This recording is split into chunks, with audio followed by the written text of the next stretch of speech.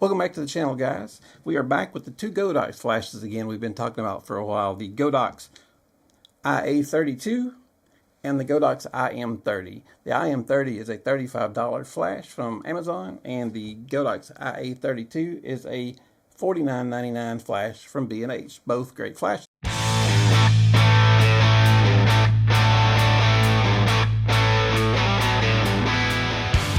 We did an opening box on these, and then we did a test on them. Well, my test came back. I had my wife out by the lake, and this one just was not giving me the output. This one took care of the shadows under her eyes perfectly. This one wasn't doing near enough. Now, let me back it just a second. What I really like about this flash is when you tilt to bounce your flash, it's all built inside. So here, it's pointing straight at my subject. By turning this, I point it straight up for bounce. That's what I really liked about it. Now you can see the difference between, this is a flash that you're used to bouncing, and then this, you're used to having it straight forward. It looks a lot different. You can't tell the difference on this one. So I think what I did was I messed up.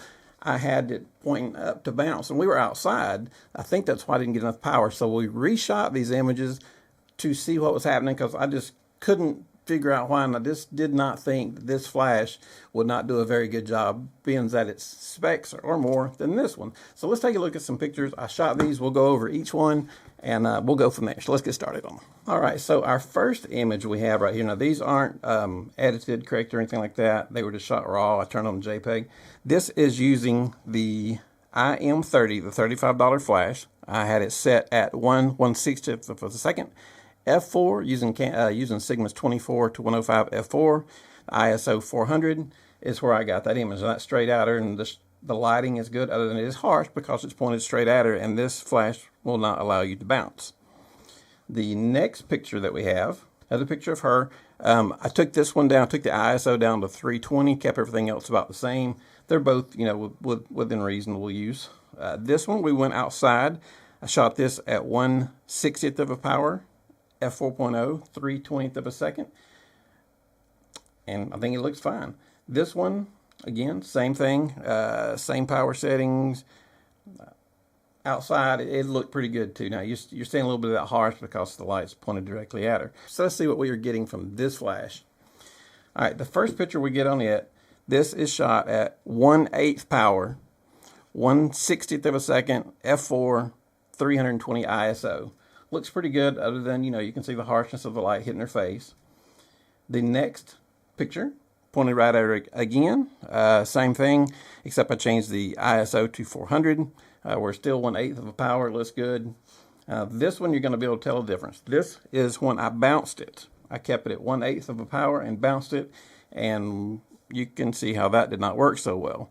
But the next picture, as soon as I adjusted on the bounce, I took this to full power. I took the IA32, this one right here, set it to full power, 1/1, and this is what I got. So 1/1, 1/60th of a second, F4, ISO 400, that's the shot it gave me. And you can see the difference between that and the other earlier one on the difference of the glare. I put them side by side at the end so you can see, but you can tell how much softer it has been able to bounce it. So then we went outside. This picture we shot at full power, 1/160th of a second, F4, and we bounced it.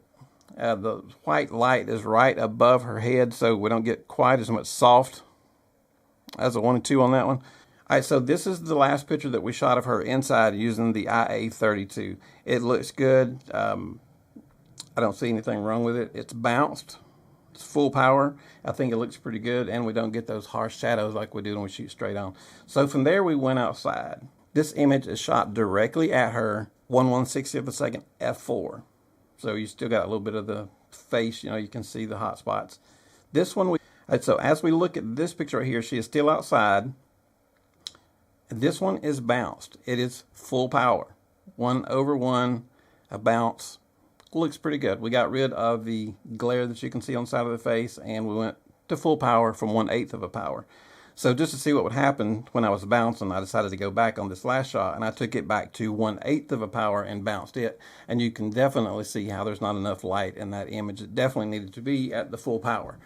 So we'll take away the pictures for a minute. All right, guys, so I think it's safe to say now, because I knew something wasn't right with this one when I shot with it. I just, just from doing this over 40-something years, I just knew this one should have performed better than it did in that first test. And the first place to check is when something goes wrong is usually with yourself, especially me. I know I'm prone to make more mistakes than my computer. So it's always, don't care how long you've been doing it, the first place to look as soon as you find the mistake with me, I'll start with myself. What did I do wrong? I assume that I made the mistake and not the camera, because it happens. And it happened there. I loved the way this flash worked, being able to bounce it and go straight forward and all being contained. I just thought that was very cool. And apparently what I did is I had left it bounce, shot the pictures, because you can't tell. I mean, this one, you can tell. That's straight on, that's bounce. That's straight on, that's bounced. Hard to tell from looking behind the camera. It looks the same.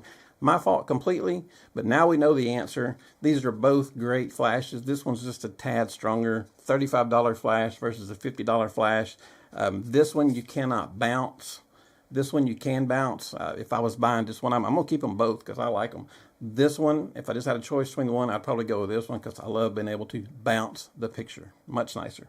But anyway, guys, sorry to have to remake the video, but from that test we did the other day, I could tell something wasn't right, and I had mentioned I was going to redo it to a few of you guys, so we redid it, and these are the results we got, and that explains what happened, and now it makes more sense. So now we know. But anyway, guys, I appreciate it for helping you guys out. Give us a thumbs up, and if you have any questions on this, if I've confused you really bad, let me know, and appreciate it. Give us a big thumbs up, hit that subscribe button. You guys have a great day. Thank you.